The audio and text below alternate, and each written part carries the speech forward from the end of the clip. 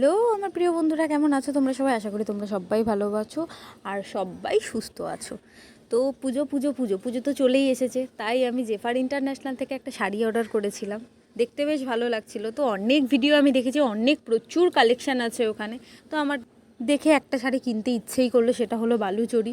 তো এ কি, জেফার দিদি তো আমার সাথে ধোকা করে দিল, একদম ধোকা দিয়ে দিল জেফার দিদি আমাকে। না না, ইয়ার্কি মারছি। শাড়ির কোয়ালিটিটা এত ভালো ছিল, আমি কি বলবো তোমাকে।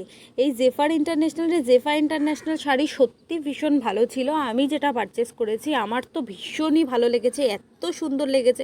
তো এটা খুলছি, চলো দেখো তোমরা, তোমাদের কেমন লাগে। তা আমার সত্যি ভীষণ ভালো লেগেছে। ইভেন যখন ওটা পেয়েছি না, আমি এত খুশি হয়েছি শাড়িটা পেয়ে।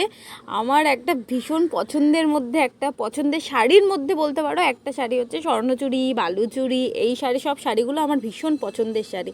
তো আমি যখন খুলছি আর আমার রিয়াকশানটা একটু অন্যরকম হচ্ছিল, আমার এত ভালো লেগেছে শাড়িটা, মানে ভীষণ সুন্দর, মানে কোনো তুলনা হয় না, আমার ভীষণ ভালো লেগেছে। কিন্তু শাড়ির কোয়ালিটিটা হালকা একটু পাতলা ছিল, সেটা 1640 টাকা আমার কাছ থেকে নেওয়া হয়েছিল। বাট এটার প্রাইসটা যদি হালকা একটু কম হতো তাহলে আমার মনে হয় আরও বেশি ভালো হতো।